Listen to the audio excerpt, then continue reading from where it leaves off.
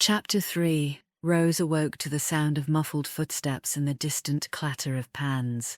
Pale morning light filtered through the frost-laced window, casting soft shadows across the quilt.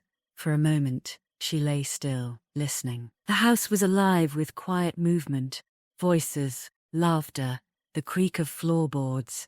It was a different kind of rhythm than she was used to, not the hush of English parlors, but the pulse of a working home.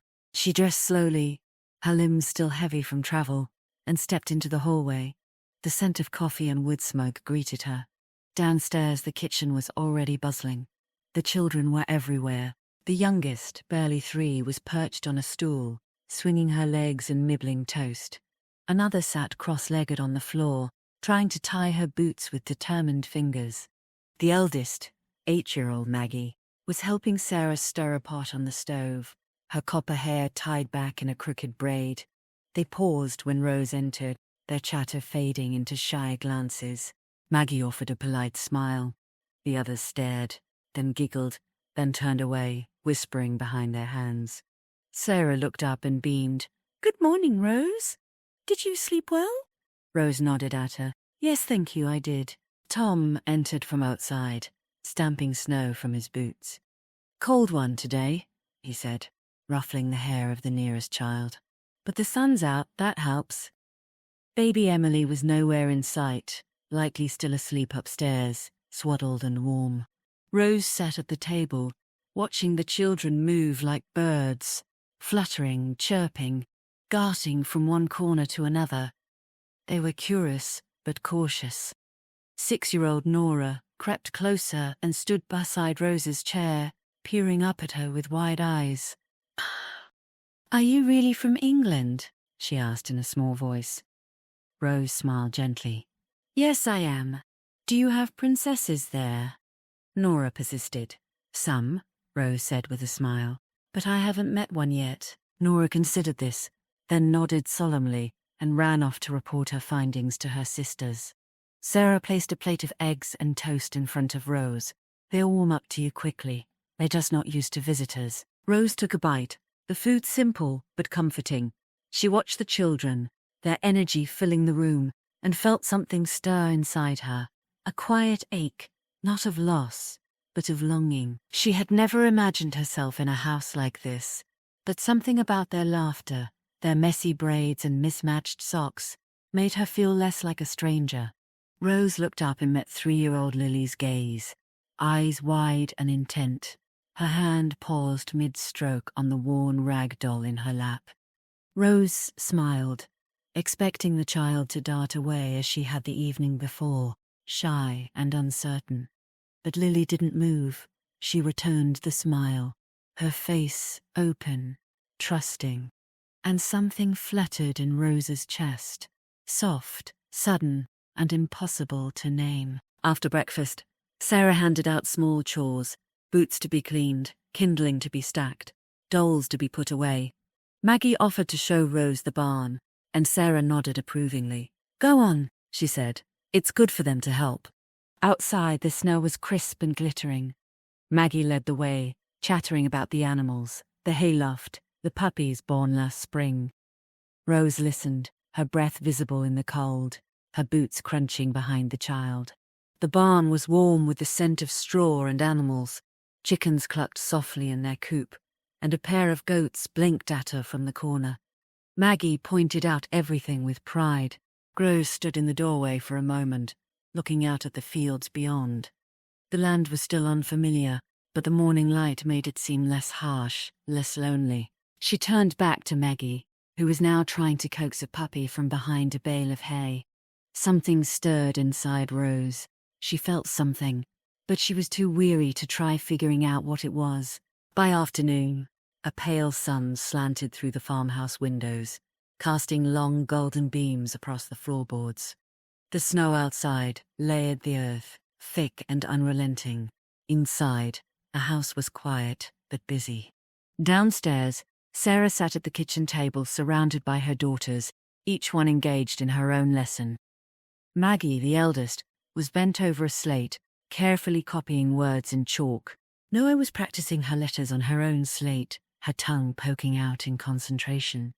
Lily was sorting buttons by color and size, arithmetic elvising her back, long green, fascinating sound. Emily was napping in her crib. Sarah moved between them with ease, her voice patient, her hands gentle. This was their weekday rhythm. Schoolhouse was 3 hours away by wagon, too far for daily travel, so Sarah taught them herself. Rose had watched for a while, fascinated by the quiet structure of it all, the way Sarah adapted to each child's age and temperament, the way learning was woven into the fabric of home. But now, Rose had retreated upstairs. She sat at the small writing desk in the guest room, a sheet of cream-colored paper before her, the ink bottle uncorked, the pen poised in her hand. The window beside her looked out over the fields, where the snow still clung to the furrows, and the trees stood bare against the sky. She had not written home since arriving. Her parents would be waiting, not with warmth, but with expectation. They would want to know she had arrived safely, that she was settled, that she was behaving. Rose dipped the pen and began to write. Dear Mother, I arrived yesterday afternoon. The journey was long, but uneventful. Sarah and Tom met me at the station, and we traveled by wagon to their farm. The house is warm, and the children are lively. I am well.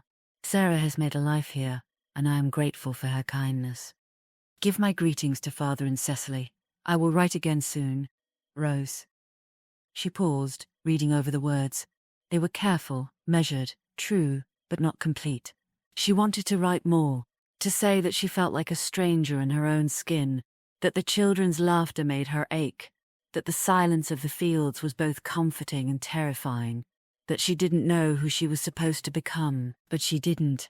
Instead, she folded the letter, sealed it, and placed it in her suitcase to be posted later. Outside, the wind picked up, rattling the bare branches. Downstairs, Sarah's voice rose in gentle correction, followed by a burst of giggles. Rose sat back in the chair, her fingers ink-stained, her heart quiet. She was not home, not yet. But she was here. Chapter 4. The afternoon was quiet, the sun low and pale in the sky. Rose wrapped herself in her black coat, donned her black hat, and stepped outside. The cold was biting but bearable. She needed air, space, a moment alone to walk and think. The land stretched out before her, stark and bare. The corn harvest had long passed, and the fields lay dormant, the brown earth covered in a thin crust of snow. Rows of stubble poked through like bones, remnants of the season's labor. The wind moved gently across the open space, whispering through the trees that lined the property. Rose walked slowly, her boots crunching against the frozen ground. The landscape was vast and unadorned, stripped of color and softness. It mirrored something inside her, a quiet desolation, a sense of being emptied. She had come here to escape, but the land did not offer escape. It offered reflection. She paused at the edge of the field, looking out over the snow-covered rows. The silence was deep, almost sacred. She felt small beneath the dash of a pillar which had smelled fate from the fire. This was winter, not just in the weather, but in her spirit. A season of endings. She thought of the year behind her, the unraveling of her marriage, the quiet shame of divorce, the cold distance of her parents. She had been planted in hope, in the promise of companionship, and had grown nothing but silence. Now, like the field, she stood emptied. The harvest had come and gone, and she was left with stubble and snow. Her thoughts turned inward, slow and aching. I thought marriage would be a beginning, a place to root myself, but it was a door that closed before she could even step through. She had tried to be the woman her husband wanted, quiet, graceful, obedient, but she had not been able to shrink herself enough to fit the mold, and when she had spoken, when she had asked for kindness, he had turned cruel, as if her presence was a mistake he bitterly regretted. Her parents had not asked for details. They had simply arranged her departure, as if distance could erase disappointment. Rose looked out over the field. The the snow glinting in the afternoon light. The land was honest. It did not pretend to be fertile when it was not. It did not hide its barrenness. It waited, patiently, for the thaw. She felt tears prick at her eyes, but she did not cry, not yet. From behind her, she heard footsteps. She turned and saw Tom emerging from the barn, his coat flapping slightly in the wind. He walked toward her, his pace easy, his expression open. "Afternoon," he said, his voice warm and steady. Rose nodded. "It's beautiful out here, in a stark way." Tom smiled. "That's the land for you, honest. Doesn't hide much." They stood in silence for a moment, the wind tugging at their coats. "I heard you had a long journey," he said gently. "Sarah says you've been through a lot." Rose looked at him, surprised by the softness in his tone. She sensed that Sarah had spoken to him, perhaps shared more than Rose had intended, but she didn't mind. Not now. "Yes," she said. "It's been a season of endings." Tom glanced out over the frostbitten fields, the wind tugging at his coat. He turned to Rose, whose eyes shimmered with unshed tears. "The land is bare and cooled now," he said softly. "But spring always comes again. It brings warmth, abundance, growth. It never fails us." Rose looked down, blinking quickly. Her fingers trembled slightly as she clutched the edge of her shawl. Tom's voice was low and steady. "We've all known harsh winters, Rose. Every one of us. But you're with family now. You're not alone." She met his gaze, and he offered a small, reassuring smile. "Spring will come. It always does." Rose felt something shift in her chest, a tightness loosening. She hadn't expected kindness. Not like this. Not from a man who barely knew her. "Thank you," she said, her voice quieter than she meant. Tom tipped his head. "If you ever want to walk the fields with someone who knows them, I'm around. And we don't have to talk." She nodded, and he turned and walked back toward the barn, his footsteps fading into the snow.